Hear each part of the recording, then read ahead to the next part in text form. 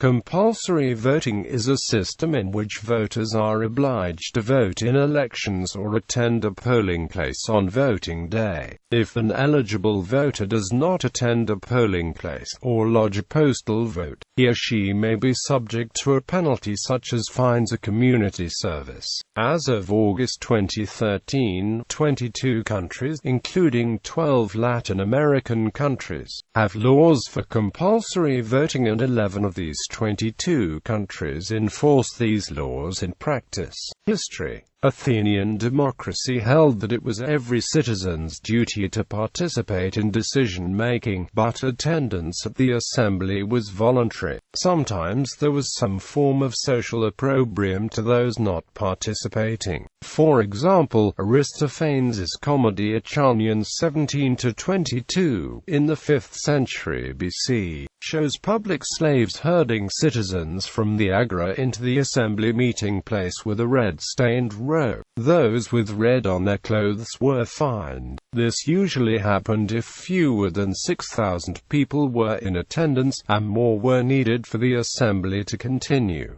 Arguments for. Supporters of compulsory voting generally look upon voter participation as a civic duty, similar to taxation, jury duty, compulsory education or military service, one of the duties to community mentioned in the United Nations Universal Declaration of Human Rights. They believe that by introducing an obligation to vote, it helps to overcome the occasional inconvenience that voting imposes on an individual in order to produce governments with more stability, legitimacy and a genuine mandate to govern, which in turn benefits that individual even if the preferred candidate or party isn't elected to power. Compulsory voting systems can confer a high degree of political legitimacy because they result in high voter turnout. The victorious candidate represents a majority of the population, not just the politically motivated individuals who would vote without compulsion. Compulsory voting addresses the paradox of voting, that for a rational, self-interested voter, the costs of voting will normally exceed the expected benefits. The paradox disproportionately affects the socially disadvantaged, for whom the costs of voting tend to be greater. Australian academic and supporter of compulsory voting, Lisa Hill, has argued that a prisoner's dilemma situation arises under voluntary systems for marginalized citizens. It seems rational for them to abstain from voting, under the assumption that others in the situation are also doing so, in order to conserve the limited resources. However, since these are the people who are in most need of political representation, this decision is also irrational. Hill argues that the introduction of compulsory voting removes this dilemma, in a similar way that the secret ballot is designed to prevent interference with the votes actually cast. Compelling voters to the polls for an election reduces the impact that external factors may have on an individual's capacity to vote, such as the weather, transport, or restrictive employers. If everybody must vote, restrictions on voting are easily identified and steps are taken to remove them. If voters do not want to support any given choice, they may cast spoiled votes or blank votes. According to compulsory voting supporters, this is preferred to not voting at all because it ensures there is no possibility that the person has been intimidated or prevented from voting, should they wish. In certain jurisdictions, voters have the option to vote none of the above if they do not support any of the candidates, to indicate clear dissatisfaction with the candidate list rather than simple apathy at the whole process. Another perceived benefit of the large turnout produced by compulsory voting is that it becomes more difficult for extremist or special interest groups to get themselves into power or to influence mainstream candidates. Under a non-compulsory voting system, if fewer people vote, then it is easier for lobby groups to motivate a small section of the people to the polls and influence the outcome of the Political process. The outcome of an election where voting is compulsory reflects more of the will of the people rather than reflecting who was more able to convince people to take time out of the day to cast a vote. Other perceived advantages to compulsory voting are the stimulation of broader interest politics, as a sort of civil education and political stimulation, which creates a better informed population. Also, since campaign funds are not needed to goad voters to the polls, the role of money in politics decreases. With non-compulsory voting, the ability of a political machine to get out the vote of its supporters may influence the outcome. High levels of participation decreases the risk of political instability created by crises or charismatic but sectionally focused demagogues. There is also a correlation between compulsory voting, when enforced strictly, and improved income distribution, as measured by the Gini coefficient in the bottom income quintiles of the population. Arguments against voting may be seen as a civic right rather than a civic duty. While citizens may exercise the civil rights, they are not compelled to. Furthermore, compulsory voting may infringe other rights. For example, Jehovah's Witnesses and most Christadelphians believe that they should not participate in political events. Forcing them to vote ostensibly denies them the freedom of religious practice. In some countries with compulsory voting, Jehovah's Witnesses and others may be excused on these grounds. If, however, they are forced to go to the polling place, they can still use a blank or invalid vote. Similarly, compulsory voting may be seen as an infringement of Article 2 of the Universal Declaration of Human Rights, which guarantees freedom of political opinion and thus the right of citizens to believe in a political system other than a democratic one, such as an absolute monarchy. However, it may also be argued that citizens may legitimately be required to vote, since the right to believe in a different political system does not conflict with the obligation to conform with legal requirements of the system in place. Another argument against compulsory voting, prevalent among legal scholars in the United States, is that it is essentially a compelled speech act, which violates freedom of speech because the freedom to speak necessarily includes the freedom not to speak. Some do not support the idea of voters being compelled to vote for candidates they have no interest in or knowledge of. Others may be well informed, but have no preference for any particular candidate, or may have no wish to give support to the incumbent political system. In compulsory voting areas, such people often vote at random simply to fulfill legal requirements. The so-called donkey vote may account for 1 to 2% of votes in these systems, although due to the law of large numbers,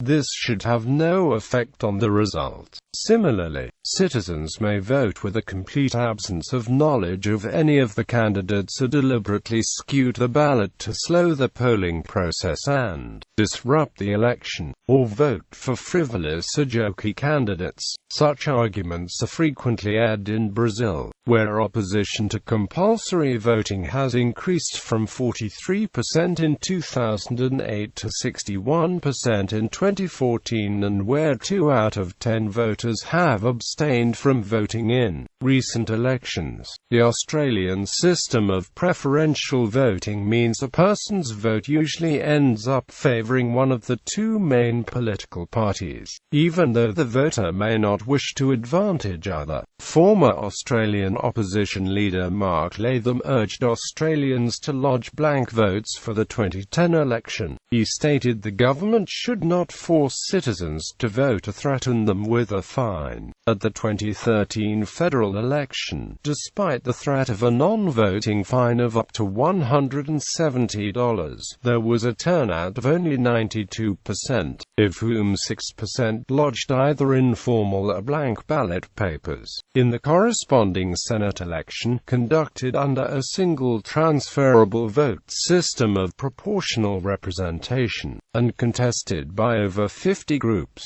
legitimate manipulation of group voting tickets and the single transferable vote resulted in the election to the Senate of Ricky Muir, for the Australian Motoring Enthusiast Party, who had received only 0.5% of first preference support. This exploitation of the system was alleged to undermine the entitlement of voters to be able to make real choices, not forced ones, and to know who they really are voting for. Research. A study of a Swiss canton where compulsory voting was enforced found that compulsory voting significantly increased electoral support for leftist policy positions in referendums by up to 20 percentage points. Another study found that the effects of universal turnout in the United States would likely be small in national elections, but that universal turnout could matter in close elections, such as the presidential elections of 2000 and 2004. In the United States, Democrats would most likely fare better under universal voting, but due to the dearth of close races in the United States, universal voting would change very few election outcomes. Research on compulsory voting in Australia found that it increased the vote shares and seat shares of the Australian Labor Party by 7 to 10 percentage points and led to greater pension spending at the national level, while compulsory voting in Austria increased overall turnout by roughly 10 percentage points. There is no evidence that this change in turnout affected government spending patterns or electoral outcomes. A 2016 study finds that compulsory voting reduces the gender gap in electoral engagement in several ways. Current use by countries. As of August 2013, 22 countries were recorded as having compulsory voting. Of these, only 10 countries enforce it. Of the 30 member states of the Organization for Economic Cooperation and Development, 10 had forms of compulsory voting enforced. These are the countries and sub-national entities that enforce compulsory voting. Argentina, introduced in 1912. Compulsory for citizens between 18 and 70 years old. Non-compulsory for those older than 70 and between 16 and 18. Australia, introduced in 1924.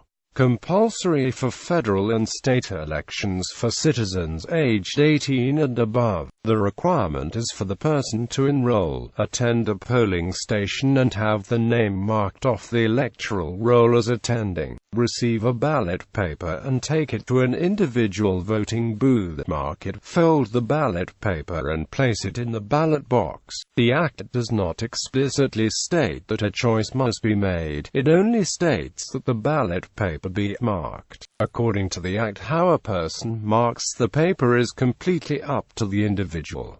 In some states, local council elections are also compulsory. At the 2010 Tasmanian state election, with a turnout of 335,353 voters, about 6,000 people were fined $26 for not voting, and about 2,000 paid the fine.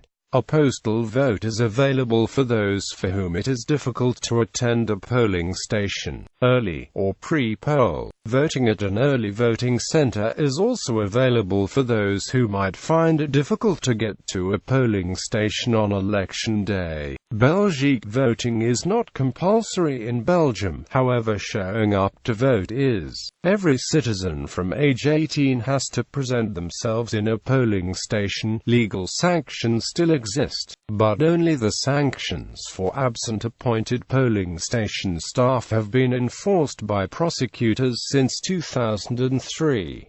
It was rumored in 2014 that some voters did get a fine. However, Brazil, compulsory for literate citizens between 18 and 70 years old, non-compulsory for Brazilians aged 16, 17 or over 70 or illiterate citizens of any age. A justification for not voting can be filled at election centers and post offices. Cyprus, introduced in 1960. Ecuador, introduced in 1936. compulsory for citizens between 18 and 65 years old, non-compulsory for citizens aged 16 to 18, illiterate people, and those older than 65. Indian state Gujarat passed a bill by Legislative Assembly in 2009 and later again in 2011 with some modifications, which was approved by the Governor of Gujarat in November 2014, making voting compulsory in local civic body elections and a punishment for not voting. The government of Gujarat chose not to notify the law or enforce it initially, citing legal implications and difficulty in enforcement. But later in June 2015, the government decided to notify and enforce the law. Liechtenstein, Luxembourg, compulsory for national citizens between the age of 18 and 75, non-compulsory for national citizens older than 75 and for residents with foreign nationality. North Korea, everyone over age 17 is required to vote. However, only one candidate appears on the ballot. Voting is designed to track who is and isn't in the country. Dissenting votes are possible but lead to repercussions for voters. Nauru's introduced in 1965. Peru introduced in 1933. Compulsory for citizens between 18 and 70 years old, non-compulsory for those older than 70. Singapore, compulsory for citizens above 21 years old as of the date of the last electoral roll revision. For example, the 2015 election has the cut-off date on the 1st of July 2015. Uruguay, introduced in 1934, but not put into practice until 1970. Schaffhausen Canton in Switzerland. Compulsory voting was introduced in Switzerland in 1904, but had been abolished in all other cantons by 1974. Not enforced countries that have compulsory voting by law but do not enforce it. Bolivia, introduced in 1952. Costa Rica, Democratic Republic of the Congo, Dominican Republic, compulsory from the age of 18. Egypt, Gabon, Greece, Guatemala, Honduras, Lebanon, men only, Libya, Mexico, Panama, Paraguay, compulsory for citizens between 18 and 75 years old, non-compulsory for those older than 75. Thailand, Turkey, the 22 fine-in law is generally not enforced. Past use by countries. Austria, introduced in 1924 and exercised during the 1925 presidential elections. Chile, removed from the constitution and replaced with voluntary voting in 2009. Voluntary voting was regulated and put into practice in 2012. All eligible citizens aged 17 and over are automatically enrolled. Fiji, abolished in 2014. Italy in 1945 to 1993.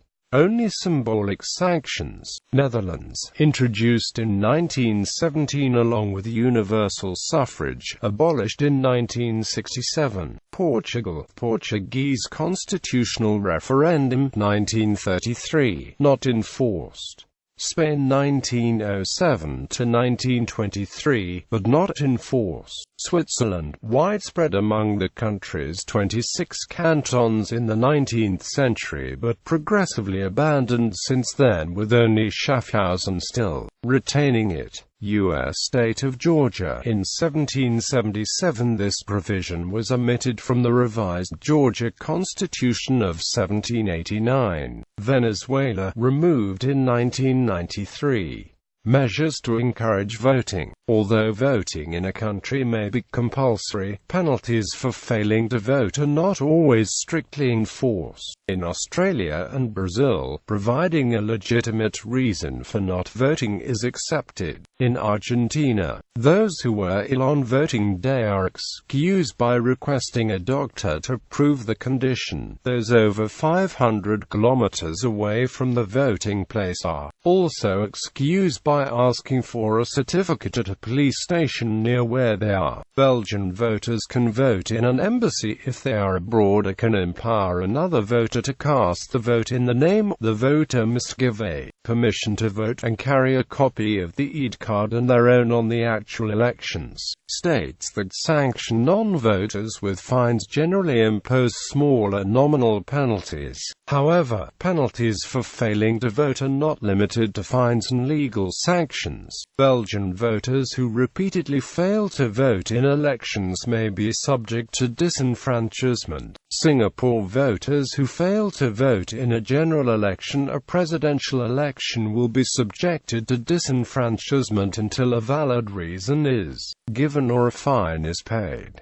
Goods and services provided by public officers may be denied to those failing to vote in Peru and Greece. In Brazil, people who fail to vote in an election are barred from obtaining a passport and subject to other restrictions until settling the situation before an electoral court or after they have voted in the two most recent elections. If a Bolivian voter fails to participate in an election, the person may be denied withdrawal of the salary from the bank for 3 months. A postal vote may be available for those for whom it is difficult to attend a polling station.